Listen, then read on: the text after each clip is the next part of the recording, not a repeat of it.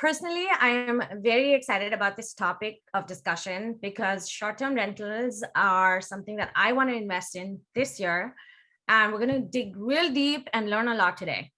Avery is CEO and founder of the Short-Term Shop, a real estate sales team that specializes in helping investors locate, analyze, and acquire profitable short-term rentals in some of the most stable markets in the country, one of them being Destin, Florida. She's currently there right now. So as a Wall Street Journal top 100 agent, congratulations. Thank you. He has helped thousands of clients close on short-term rental deals. Avery personally owns over 100 doors, including 8 short-term rentals, and in very different markets and 3 super amazing markets. She also wrote the book, Short-Term Rental, Long-Term Wealth. I have to tell you, I'm obsessed with the name of the title. If you don't have your copy, go get it now. First of all, Avery, I want to start by asking you this. You collect vintage guitars. What's up with that?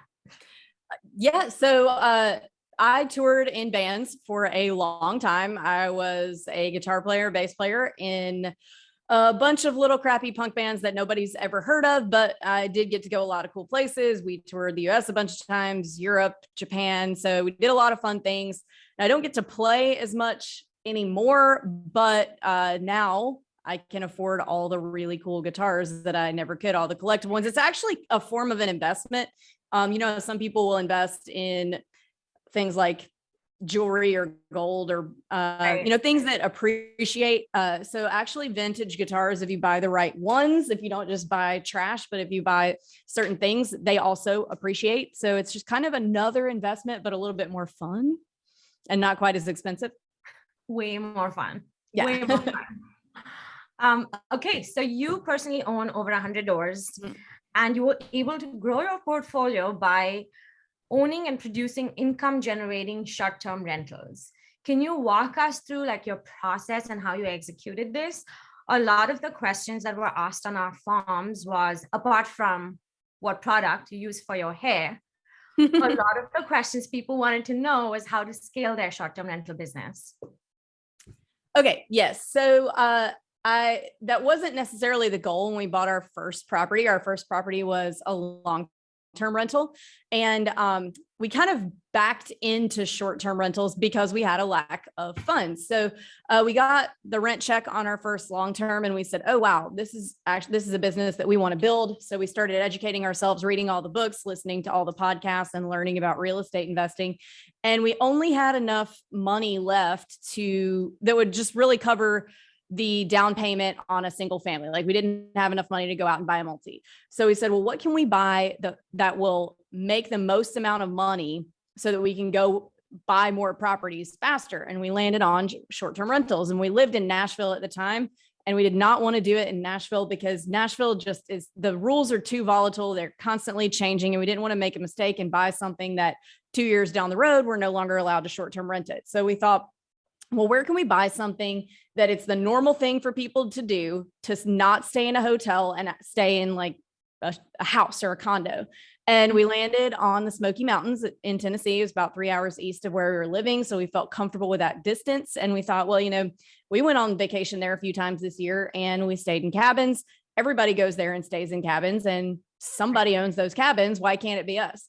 And, so we kind of jumped in head first. Back then, which was not that long ago, 2016, there really weren't all of the different education tools out there there are now. There weren't all these helpful YouTube channels and courses you could buy and things like that. So we just kind of had to muddle through as best we could and come up with systems. And we were able to do that and figure out how to manage remotely. And one turned into 5 over the course of about 18 months. Yeah. And because short terms cash flow so much heavier than traditional long terms, that allowed us to scale our portfolio much more quickly than if we just started with traditional single family long-term rentals.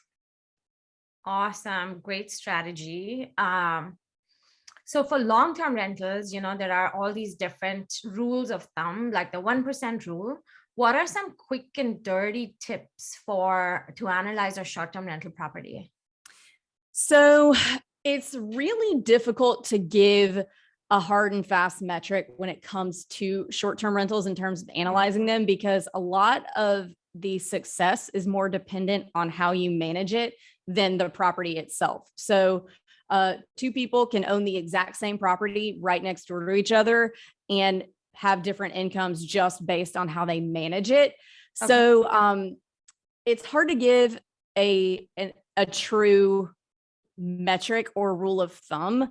But if you can get a minimum of 15%, and that's like a minimum, I would say 20% is more than minimum, cash on cash return, then that's good. You're looking for that. Okay. What are some of your top picks for your favorite short-term rental markets?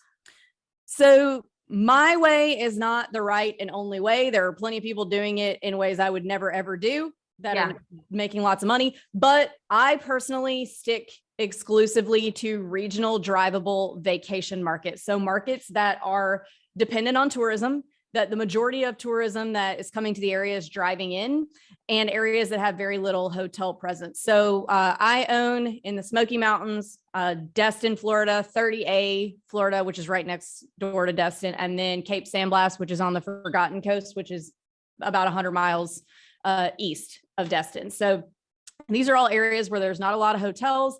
Basically, all the tourism coming in is tourism that's staying in short-term rentals, and short-term rentals have been around in these markets for decades and decades and decades, since before Airbnb and VRBO, before the internet. In a lot of cases, like Destin had vacation rentals before we had electricity. Obviously, I say we, like I lived here back then, but so these are areas that the cities and counties figured out how to monetize short-term rentals a long, long time ago. So the regulations are very favorable. And the short-term shop operates in 11 markets like that currently, but I mean, there are tons all over the country that would fit that bill. You know, you said a few very interesting things. A drivable vacation market. I never thought about that. And then a market that doesn't have too many hotels, because I just heard from my city council that the hotel industry in my city is putting a clamp on short-term rentals here. And there's so many rules and regulations because hotels feel like the short-term rental market's taking away from their occupancy. So that's some really good advice. Exactly. And that is exactly why we focus on what we focus on. Yeah, I love that. No, go ahead. Oh, I was going to say the reason we focus on drivable is because in any type of downturn, or not even necessarily downturn, but economic event, because I guess COVID did not cause the downturn that everyone thought it was going to, but it was certainly an event. So the reason we focus on drivable is because, like in 2008, when people didn't have a lot of extra disposable income, they weren't going on the big fly vacations like to Hawaii or Aspen, things that are like big expensive vacations. But they did drop down and, like, you know, drive to what they could afford to get to. They still went on vacation, just not as lavish of vacations. And then when COVID happened, people still went everywhere, which was kind of surprising.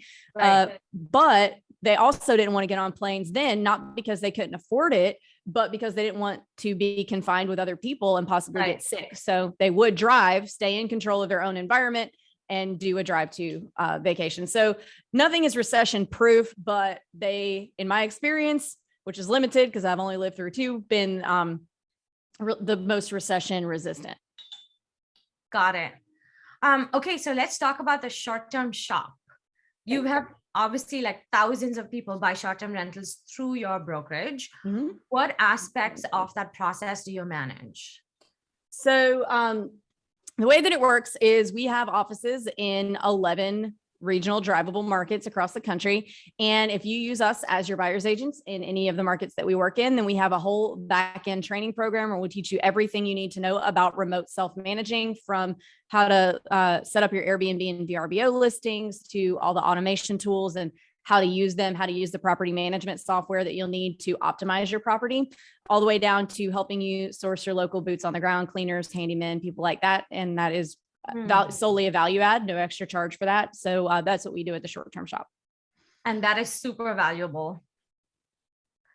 Okay, so you said earlier that the amount of income you make depends on the way that this property is managed. So do you recommend self-managing or finding an experienced property management company, especially for people that are just starting out and they can't afford an experienced property management company? Kind of can get expensive. Yeah. So nothing against short-term rental property managers. If there's any of you on here, there is definitely a time and place for that. But if you're somebody who is really trying to bootstrap and snowball your income into more properties, then a property manager is probably not going to be your best partner in doing that. So I've got 8 of my doors are short-term rentals. The rest of them are long-terms. I'm all about long-term property managers. Need those. Great. Love them. Short-terms though, most of all of the tasks that you need to do to manage your property remotely can be done right from your phone, and a lot of it automated with property management software. And the average split that short-term property managers take is about 25% of your gross. And to give you guys some perspective on how much that actually is, if I'd paid someone 25% of my gross last year on my 8 properties, which 2 of them were only online for 6 months, I would have paid somebody $200,000. And as real estate investors, we can find a lot better things to do with 200,000. So yeah, that's amazing. Again, a really good perspective to have. So, okay, let's talk about reviews, because negative reviews can have quite the impact on your listing. How do you manage and overcome these? You're going to get a bad review at some point, but the best way to minimize bad reviews is to not book those people in the first place. So you'd be surprised how many people will tell on themselves if they're going to be partiers or just somebody that you cannot ever satisfy. So people get really, really caught up in, oh, I have to take every booking. I have to take every booking. And that's not, you don't have to take every booking. As a matter of fact, you'll probably make more money by weeding out the bad ones than taking everyone. And so an example would be, if somebody messages you and has 100 really unreasonable questions, like, what thread count are your sheets? Somebody that's asking that question is going to be a pain in the ass. So you just say, oh, you know what? They're jersey knit. We got them like a deal at Walmart, and that person's not going to book. So you tell them what they don't want to hear. If they're going to be so high maintenance that you're not going to be able to satisfy them no matter what, then you just tell them what they don't want to hear. Or if they say, oh, me and 27 of my best friends are coming in for a bachelorette party, and your 2-bedroom house is a great spot for that. We're super excited. And you just say, oh, I don't think you're going to be comfortable. There's not enough beds. I think you'll be more comfortable somewhere else. So you weed them out by telling them what they don't want to hear. And you kind of gauge by their questions how difficult they're going to be. So you manage your reviews out before they're even reviewed. Right. Awesome. What is the worst review you've ever received? We got a 1-star review one time because a guy was scared of bears. I've talked about this on a few podcasts. So sorry if people have already heard this one, but we had a guy we have a cabin in the Smokies that it's in a neighborhood, like an actual cabin neighborhood, but it's on an acre lot. Right. So you don't have people, you're not looking in other people's windows. And he said when he got there that he was afraid a bear would break in because there's a lot of windows. It's a cabin, A-frame thing. And we're like, the bears aren't going to, it's a black bear. It's not a grizzly bear. They're not going to bother you. You might see one, but it's like, they're not going to come in. And he ended up having to leave early. And my husband made a smart ass comment and said, oh no, was it a bear? And anyway, he left this really ridiculous review and said that the property was, if a bear decided to break in, that you would have slim chance of survival, 1 star. Oh my God. Yeah. Which has nothing to do with staying in the house. Yeah. And if an earthquake hit you, then you really have no chance of survival. Right. That's crazy. Okay. So what are some of the biggest obstacles you see people run into when they get into this space? I would say, analysis paralysis. And I know everybody says that about everything, but with this asset class, it's really easy to do. So I was doing a demo recently for the real estate investor short-term rental pod. And I said, okay, I'm going to analyze the property. We're going to pick a market that I'm not familiar with. So I'm starting from scratch, just like a new investor. You guys are going to pick the property for me. We're all going to do this in an hour because I wanted to show them that how long it takes to get the hang of it. So when you're analyzing a property, you want to look at mostly market-wide data. So to me, rental history, if it has rental history, means basically nothing because it is just one random data point. It's what one random property manager has been able to do with one random property. So you want to look at market-wide data, and there are several places to get that. So AirDNA is one. Their numbers aren't perfect, but they're the best we can get at the moment, other than, every owner in the country just opening their books to America and saying, here you go, please look at my income.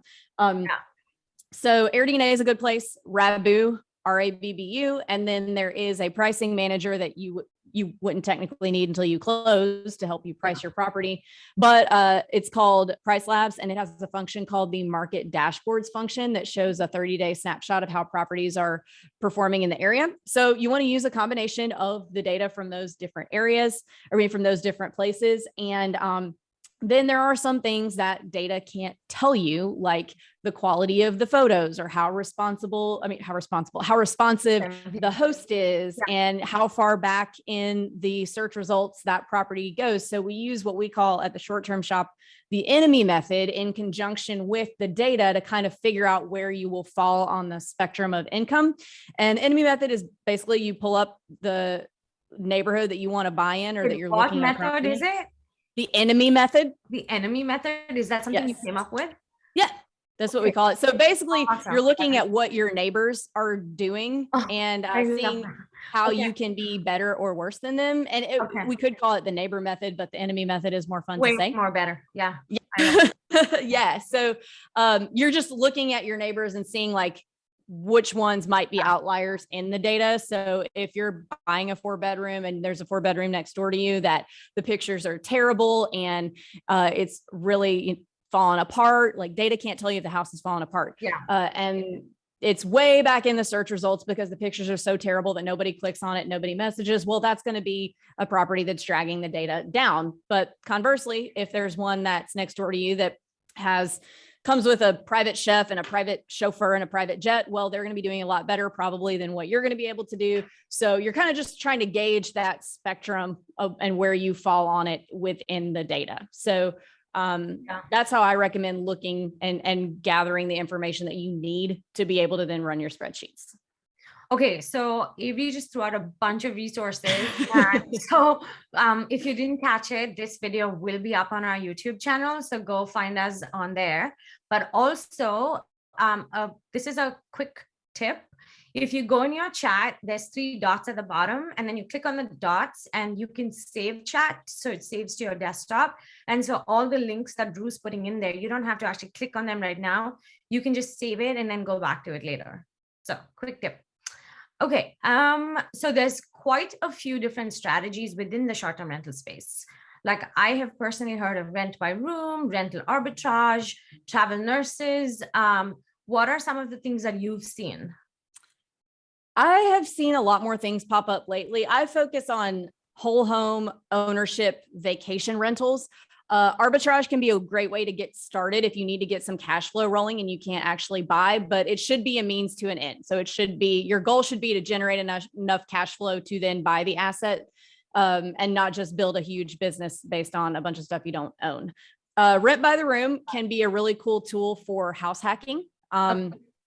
Especially if you're young and single, that's not something that I could do right now because we've got 2 little kids and a bunch of animals, we're at that stage of our lives. But for somebody who's just getting started, can be a really great way to do it. There are medium-term rentals are popping up as a strategy a lot more recently. And there are a lot. What is that? Medium term. So between 30 and 90-day stays. So a lot of people are like, I want to rent to travel nurses. I want to rent to travel nurses. So that I'm really tired of hearing about travel nurses because now there are more people targeting travel nurses than there are freaking travel nurses. So just stop with the travel nurses. But a really good, a good strategy is that a few of our clients that we have on the short-term side do this in metro markets where they get hooked up with insurance companies. So if somebody in your area, like a pipe bursts and their house floods and they have to move out of their house for 60 days or something while the insurance cleans it up. The insurance companies will actually place them in your house for that 60-day period or however long, medium term, they have to stay there. And it's kind of falls somewhere between long-term and short-term. You're making a lot more money than if it were a long-term, but not quite as much as if it were a true short-term. So a lot of people are doing that as well. So here's a funny story. In Seattle, permits for new constructions taking anywhere from a year to 18 months. So my last tenant in one of my homes was a family that just wanted a house till they got their permit to start construction. And then it just kept going longer and longer and longer. And they ended up becoming a long-term tenant. And they only started out being like a midterm tenant, 3-month tenant. So crazy. Okay, so I want to talk, I see a lot of audience questions, so we're going to get to that in like a second. But let's talk about financing, because this is a big topic, right? Banks don't typically approve loans on projected incomes, and they need a full year's history of rent. Is there a way around this for short-term rental owners, especially looking to grow their portfolio? Yes. So conventional financing, conventional investment loans, you can get on these very easily. There is a cool short-term rental specific product that's come out. Well, I guess they've been around for a while, but just not for short terms, called Dscr Loans, which stands for debt service coverage ratio. I have seen those for 15%. There are some lenders that are better than others. Like we've seen some have trouble closing. So, you want to just make sure you do your due diligence about the lenders up front. But a DSCR loan is, it doesn't take into account your personal DTI, debt to income ratio, like a conventional loan does.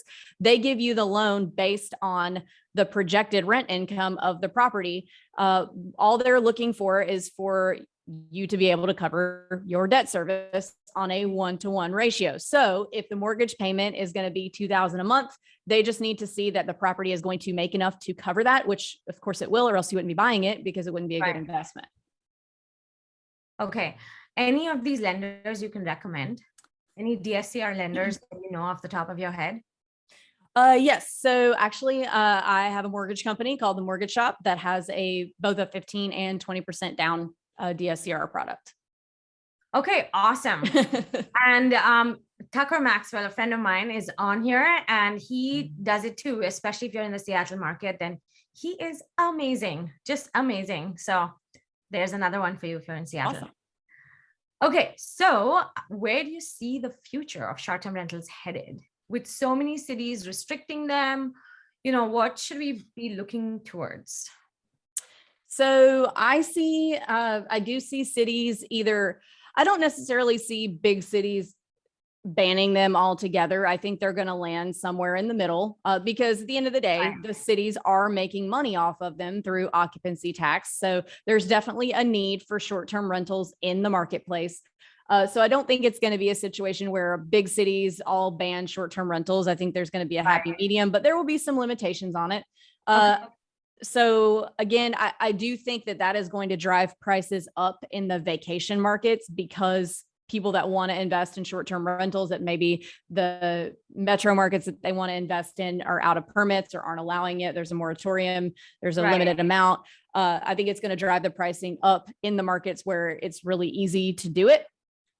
So that's kind of what I see. And I see definitely the places where there are no regulations at all will eventually have regulations. So when you're looking to buy, you want to buy in a place that has very established regulations, not no regulations, because no regulations is not a good thing.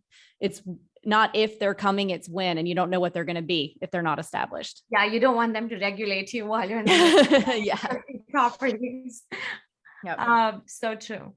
Okay, I know you already shared like a bunch of resources with us, but what other resources can you point us towards? And I have one. It's Avery's book, Short-Term Rental, Long-Term Wealth, because I think it's fantastic. Thank you. What else?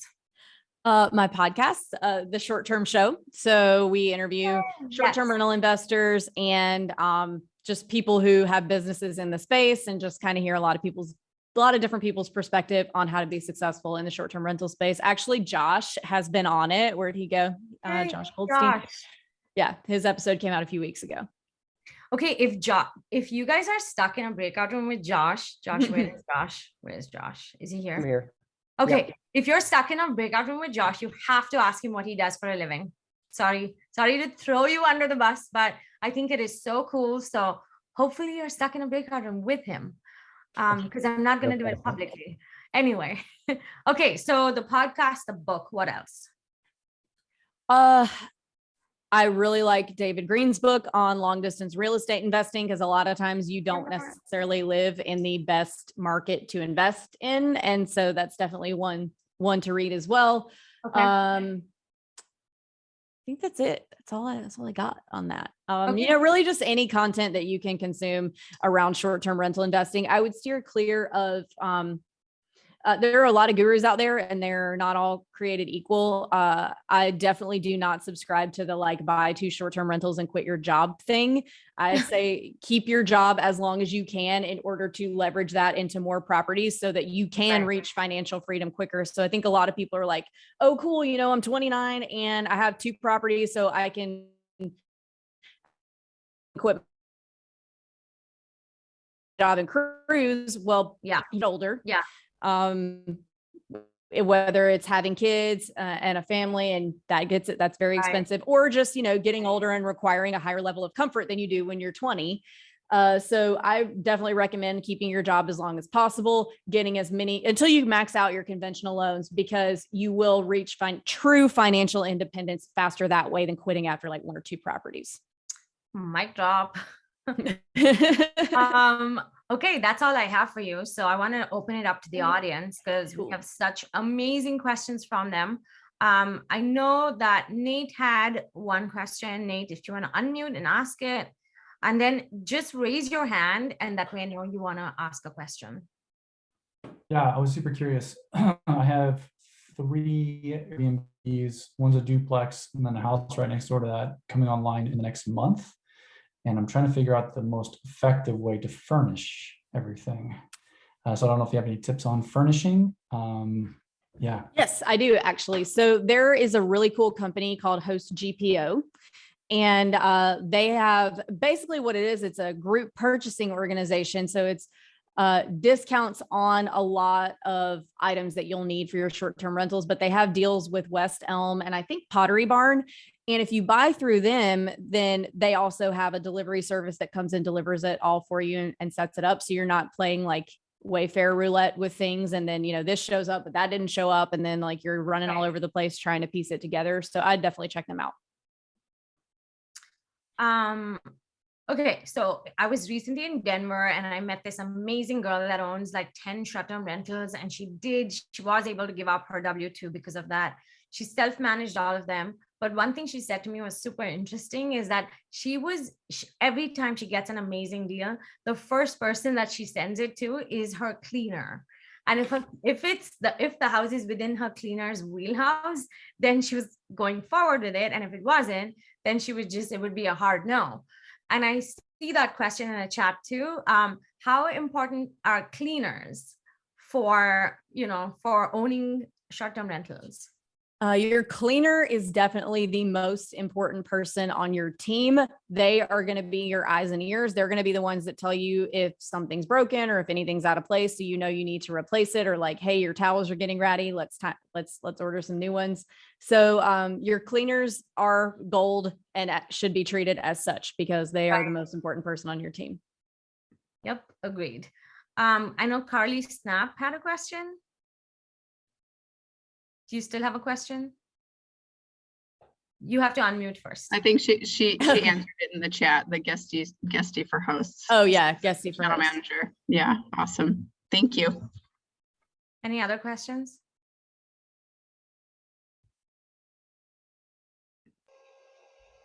I have a quick one. Yeah, go for it. When you go get financing for these or finance out, most of these are rural properties. How does the bank value the properties? Do they value them on the rent that you're getting or comps?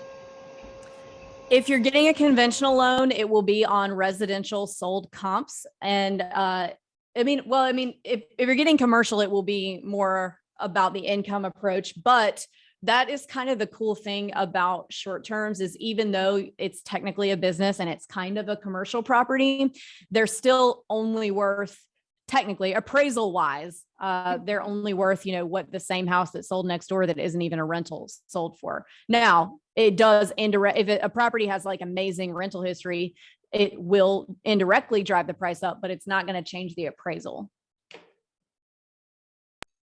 Gotcha. Thank you. One other quick question, if I'm good to ask another one. Sure. Do you have any properties that you packaged up into their own LLC and sold the business with the real estate? And is there any advantage to that to you? I've never sold a short-term rental. I have 1031 exchanged, but the way that worked was the two that I was getting out of were with a partner. So the partner just kept them. So I've never actually sold a short-term rental. I've only sold a couple of things in my life and I've regretted both of them. Oh my God. Yeah. I sell things all the time just to watch these houses sell for $500,000 over asking the following year. So I know it's just a different business. Yep. Okay. So I see more questions, but before that, and before Dawn pings me, can we do a Zoomie, which is a Zoom selfie? So if you have camera and you want to come on this Zoomie, please turn your cameras on. I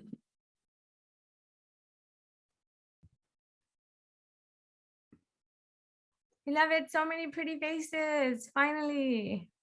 There's Chris and Badri and Andrew and Tucker.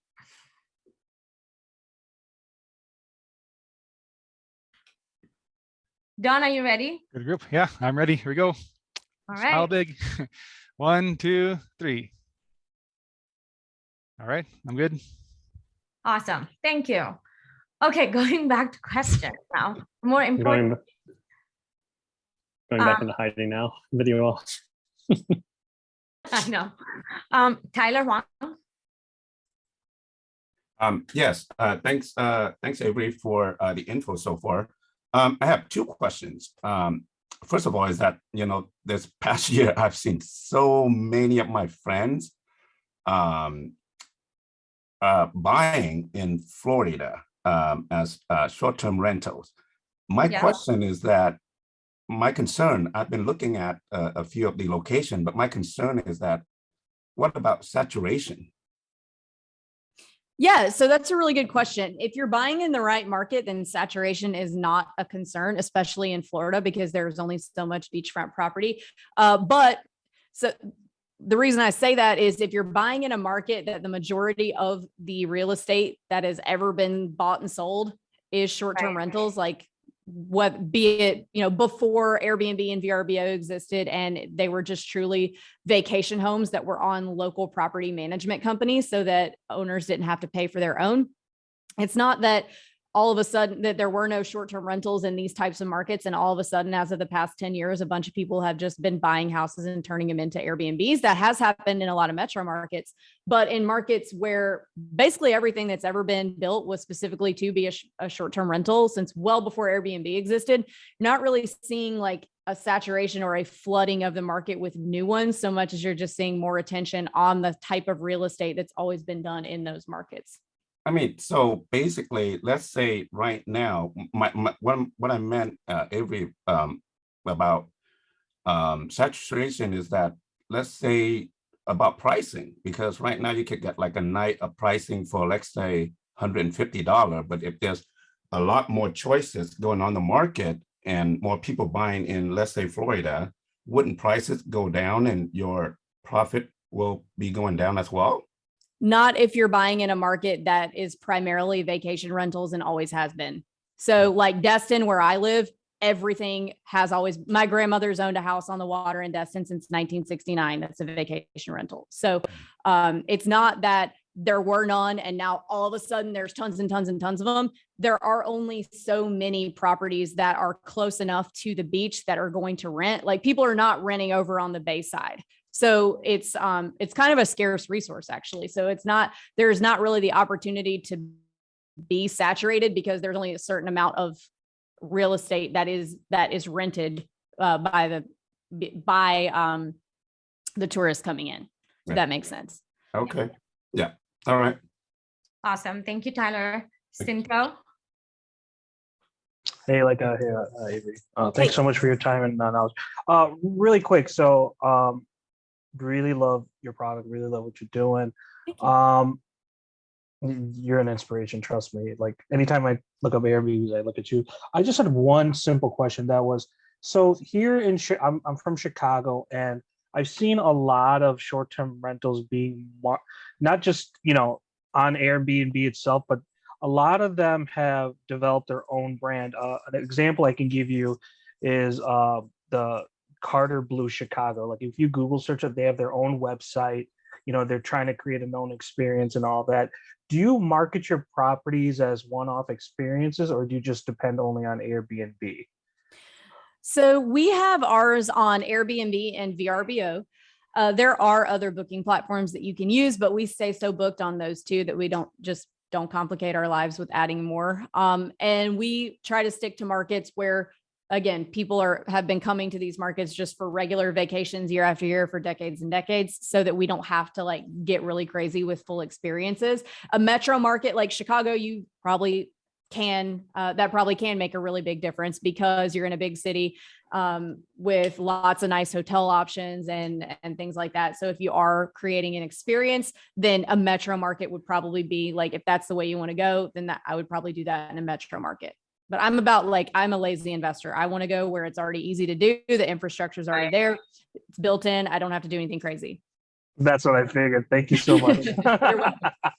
Not that you're lazy. I'm just saying you as soon as possible. Yeah, as little work as possible.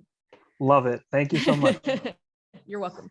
So Dominic has a question. Dominic says, what other things do you focus on or pay attention to in buying a short-term rental? And his specific question is he's geared more towards the condo market in Seattle versus single family homes. Okay. I do. So it depends on which one. So I've got one or two. Since I have offices in 11 markets, I've got 2 that I'll stay in the Smokies when I go up there. And that's really about it. I don't do a lot of traveling right now because our kids are so little. It's just really hard to do. And then the other ones I'm within 2 or 3 hours of. I didn't used to live within 2 or 3 hours of them. When I lived in Nashville, I would totally come stay in my place in Destin. So it's kind of flip-flopped, but yeah, I do use them occasionally. And then, oh wait, sorry. I read Keith's question above Dominic's and thought I was answering Dominic's. My bad. So condo market in Seattle. So I don't know anything about Seattle, full disclosure. It is really fun to visit, but condos. So I know in the market, you can come visit me anytime. I'd love to. I love that area of the country. So condos. I am a fan of condos in the markets that I'm in the beach markets, because typically all of the smaller properties, like 1 and 2 bedrooms, are going to be condos in my markets, whereas the single families don't start until the 3-bedroom range. So here, condos on the beach work really well. Single family, it needs to be walking distance from the beach. In a metro market like that, I've got nothing against condos. I don't own any, but it's not that I wouldn't. They just haven't. I was under contract on one until last week. I couldn't get insurance on it because it was weird zoning and it was old and whatever. But I've got nothing against condos. A lot of people get really freaked out by condos because of HOA fees and also of assessments. But when you think about it, condo assessments are really just like CapEx, but they only happen once every few years instead of ongoing every year on a single family. And then condo fees a lot of times cover a lot of the expenses you'd have to pay anyway, like cable and internet, things like that. So a lot of that doesn't scare me. The only thing that would scare me in terms of condos in a metro market is the primary homeowners. Primary homeowners should scare you in a short-term rental market, period, because they're the ones that don't want you next door to them. So in a condo building, you might run into that. And if it's not primarily other investors, it might be something to worry about. But in terms of rentability, I think it's great. I also want to say thank you to Jared Klotz for all of these amazing tips. So again, just save the chat and you have all this this fun stuff. Okay, I have a question from Anshin. Okay. Anshin. Hi. Hi. Thanks so much, Leka and Avery. I just kind of had a follow-up to the saturation question. Okay. Since I totally get your point about, if the properties there always were STRs, that makes a ton of sense. But then also, since so many people are flocking to STR investing, me being one of them because I can't find cash flow in long-term anymore, I imagine it's driving up competition and driving up pricing in the STR market. And I'm wondering if you're seeing that just kind of like going crazy like we are in so many kind of like long-term rental markets. And if it's like really starting to squeeze the margins, or if there's like a lot of room for that, I guess. Yeah, absolutely. So we are seeing multiple offers on just about everything. And I wouldn't say the margins are necessarily squeezed yet to where it's stopped making sense for investors, but it's definitely like, 3 or 4 years ago, there would be 100 great deals just laying around on the market all day, every day, waiting for you to get a discount on them and get like 100% cash on cash return. I'm not joking. I have a property that I bought years ago that got 100% cash on cash return the first year. That doesn't exist anymore, but you can still get really great returns, although, they're never going to be as good as they were yesterday. Gotcha. But hopefully not too late to the party. Yeah. Awesome. Thanks, Avery. Thanks. Okay, so I have a couple different resources for you if you're in the Seattle market. First is Mac Oven. Mac is amazing. What he does, he started a company to manage other people's Airbnbs and short-term rentals. So he can furnish them, he can manage them. He's like a one-stop shop. So that he's amazing. The second is Tucker Maxwell. Again, Tucker, if you can go and put in your information. A couple of people asked me directly for your information. So just go in and put in your information. Again, he is an awesome lender in the area. Okay, any other questions? Oh, Jared, I recognized your name and I looked you up in our short-term shop buyers club really quick, and you own one like right down the street from one of mine in the Smokies. He's an enemy. Huh? He's an enemy. Yeah, you're an enemy, sort of. A little too far to be an enemy of mine, but it's not too far, not terribly far. Not terribly far. Yeah. Okay, we'll do one last question from from Tyler. Sorry. Okay, thanks, Leka. Yeah, Avery, you say that you invest in 11 market. Would you share those? Which market are they? Okay, yeah. So the short-term shop operates in 11 markets. I have personally owned short-term rentals and invest in short-term rentals in 3, and then I have long-term rentals in another 4. But the ones that the short-term shop operates in are the Smoky Mountains in Tennessee. I have to count on my fingers or else I'm going to lose track. Smoky Mountains in Tennessee, Blue Ridge, Georgia, Gulf Shores, Alabama, Galveston and Crystal Beach, Texas, Broken Bow, Oklahoma. 3 markets in North Carolina. So the Outer Banks and the Carolina Beach, like Topsail Beach, Emerald Isle, all that stuff area, and the high country of North Carolina, which is a mountain market. So it's Boone, Blowing Rock, Banner Elk, Sugar and Beach Mountains areas. And then 3 markets in Florida, the Emerald Coast where I live, Destin, Panama City, 30A area, and Pensacola included. And then just east of that, the Forgotten Coast. So that's Mexico Beach, Cape San Blas, Port St. Joe, and St. George Island. And last but not least, we call it the Disney market outside Orlando, Kissimmee, and Davenport. Okay. All right. Thanks. That's a lot of markets. Yeah. I'm surprised I got them all. You did get them all. Okay, so we are going to move on to the next section of our meetup. We're going to spotlight some very cool people. Because, people first. Okay. So when I host these for all kinds of investors that just started, investors that have been doing this a long time. And so some of the people that I highlight here are rookies that just started like a year, maybe even a year and a half ago, and they are crushing it in this market. So super excited to bring someone on that has just been blowing up. So I'd like to bring on my good friend, Alessandra Thompson. Okay, let's go. Hello. Hi. Thank you for having me. So happy to be here and such great information shared. Yeah. I mean, Avery is amazing. Wait, before we move to Alessandra, one other question for Avery is, how do we best get in touch with you? So you can find me on our website, theshorttermshop.com, or on Instagram at theshorttermshop. Awesome. Did you guys get that? Drew, if you can throw that in the chat, that would be amazing. Avery, thank you so much. Yeah, thank you so much for having me, guys. See you later. You're the best. Okay, so Alessandra is 26 years old and started investing in real estate after quitting her 9-to-5 job at a tech startup and started working in multifamily. Like what, a year ago? Yes, a year ago. Just I think it was exactly my anniversary last week. Oh my God, congrats. That's huge. You lasted a whole year. Can you tell us about how you got started in multifamily?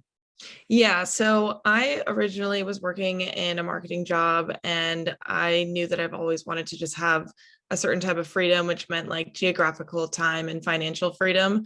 And so after working the 9-to-5 life, I'm originally from California, and the traffic is just absolutely brutal trying to get back and forth I was driving the car for like 4 hours a day, and I was like, this cannot be my life, and I'm unhappy. And it wasn't until COVID happened that I was like, I need to really just focus on like where I want to be, how I'm going to get to where I want to get to. And I had some money and I was going to get a duplex and rent one side out, but I kind of wanted to just take a different route and join multifamily, of just getting rid of all my capital right away. And I thought that multifamily seemed simpler for me just because I had a more analytical mind. I could analyze the numbers. I could provide value for another team just by getting in, like finding mentors in the space and being able to just give my services in that front.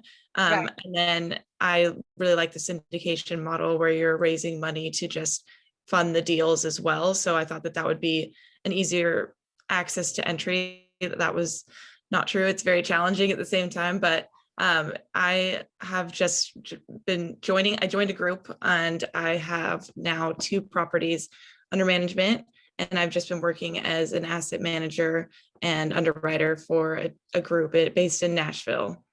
Can you dive into like really what you do a little deeper? Like, what is your day-to-day job entail? Oh, it's a lot of stuff, but I'm typically underwriting a ton of deals. I am also an asset manager. So for the properties that we do have, I'm just making sure that everything's going according to business plan and according to budget. So I'm on the phone a lot with our property managers. I'm on the phone just with different contractors, getting bids, or just trying to make sure we have an accurate timeline going. I'm also sometimes I'm ordering different items for the properties. So one of them is actually a 20 unit up in North Nashville, and we're turning it into a short-term rental community. And we've just had to fully gut it out, and we don't have any construction management. So I've been doing a lot of my own work, just heading out there like 3 times a week, just making sure that we're going according to plan. We have a lot of plumbers, electricians doing the flooring, like everything that you can think of. So it's a lot of just time management, business management, and I love it, but it's very hectic in a good way. Yeah, so you're really in the weeds, and this is honestly the best way to get started, is because it's building a really good foundation for everything that you want to do in the future. And talking about that, what your future goals are, what excites me. So share what those are. My main future goal is just to like replace a lot of my income so I can have passive income, but also just working towards owning more properties, building a small little team, but also just building the life that I want to live, of just living freely and having a certain amount of passive income coming through. And I think that just comes with putting in the work to work on getting more properties and continuing my roles. And once I'm fully I think I'm more experienced. I know it's only been a year, but I feel like I've learned so much, but just being able to teach others and build a team as well. I think that would be great to just grow. Yeah. Okay. So what markets are you looking for, and what kind of deals are you looking for yourself? I'm looking in Nashville, Atlanta. We have one in Little Rock, and then Louisville is also one of them. But for my future deals, I have been looking for anywhere between 20 to 150 units. I think the short-term rental business has also been a big forefront in my mind, just because it's Right. double the cash flow at times. And that's why it's just been really cool to be able to mix the two of just turning this old motel from like into a multifamily, or like multifamily, and Right. zone it into something that is just a short-term rental, which has been excellent to just see the numbers coming together. So if there's any way that our audience can help you, what would that be? Well, I think that I'm always open to just getting on a call if there's someone that is within a market or they're interested in a new opportunity, then I'd love to just get on a call with you and just see how I can help you. But also, if you're looking within the same market and if it's something that you want to invest in as well, like always open to just have a phone call. And yeah. Awesome. She's also such a great podcaster and interviewer. So if you guys have a podcast that she should be on, or, you know, a networking event that she should be on, I think she needs all the help she can get just to put her in the spotlight and let her shine. Thank you so much for having me. You are most welcome. Okay, so I want to spotlight one more person, and I have worked with this person for the last 6 months or so. His name is Drew McCluskey, and Drew has been my marketing content creator for some time now. And this is why I wanted to spotlight Drew. Very different from Alessandra. Drew grew up in a small town called Edgar Springs in Missouri, and it has a population of 198 people. He told me not too long ago that I was his first Asian friend. And it's amazing how this kid who's 23 years old really put himself on the map, and now has worked with some of the biggest names in the industry. Drew, I don't see you. Where are you? I'm right here. Okay, there we go. I don't know where I'd be, but Let's spotlight you. Hi. Hi there. And just to clarify, I could tell the difference between an Asian and an Indian. First Indian friend, not Asian. Oh, thank God. Yeah, no, Asia is a big continent. Yes, yeah. Okay, awesome. Thanks First for having me Indian on. friend, first Indian Yes. friend. I'm happy and proudly accept it. Yeah, no, glad to have you do that. Yeah, no, it's been a crazy ride because I've just really, like you said, came from a super small town of 198 people, just hardly anything around me, and then found bigger pockets and just started diving into it and realized I wanted to be not just in it, but I wanted to be kind of in cahoots with all of Okay, all wait, the- your audio is super shaky. Oh, okay. Is it? Let's see. Drew also is a singer, so Drew, just sing for us and I'll tell you when it gets better. Okay, I know we tried this before, but I guess it's still not good. No. Okay. Drew, did you do voice acting for Transformers? Probably about what it sounds like right now. I'm not sure. It could just be then the connection, yeah, with like all the No, people. that's got better. better. Do it That's now. good. That's Yeah. that's good. That's fine. That's good. All right. Well, that's good. Okay. Yeah, I guess just let me know if it starts sketching out again. Okay, so you found bigger pockets and then what happened?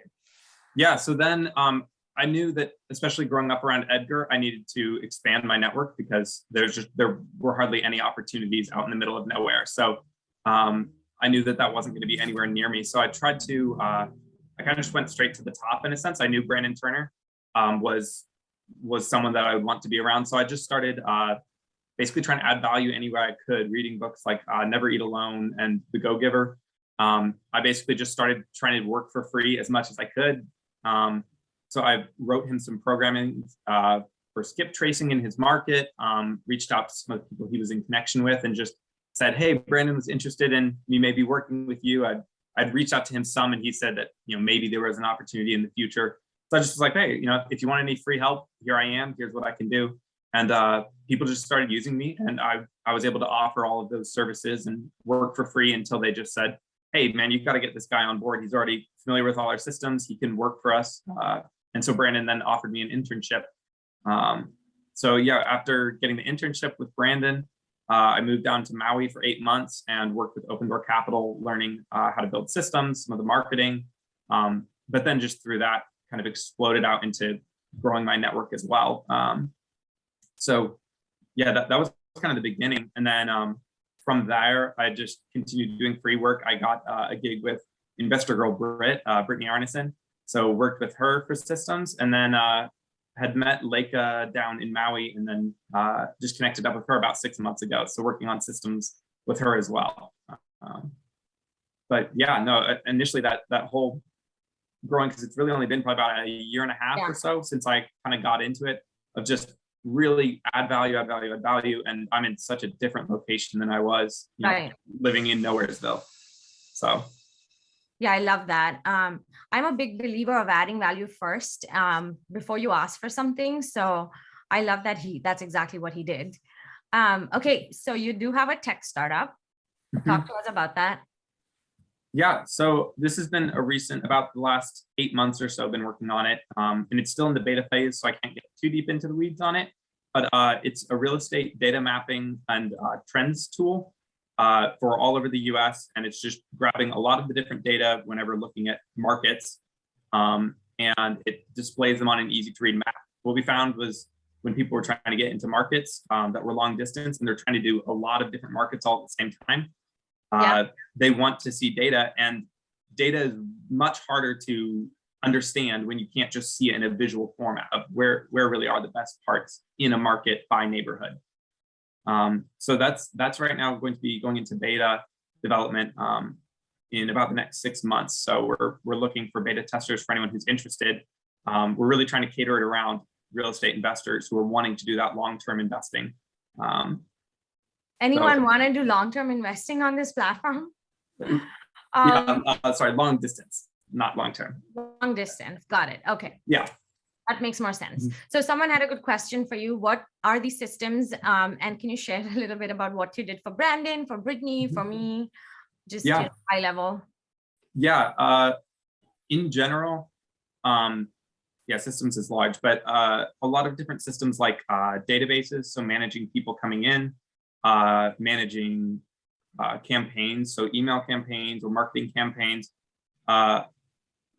A lot of the things that I try to do is I try to take some process that'll take maybe an hour or two with a lot of manual labor, and I'll either program a direct software automation to take care of that. So in the case of Brandon, it was just, he'd get long PDFs of like 20 pages of people's names and numbers, and this would just read through them and take it from a picture format and throw it into an Excel sheet, upload it to a skip tracer and download the CSV. So it'd take like 12 hours of work and do it in 5 minutes.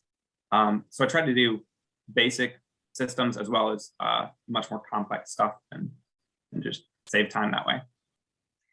Awesome. Okay, so Drew's superpower is that he can give you some great advice, like really out of the box thinking advice.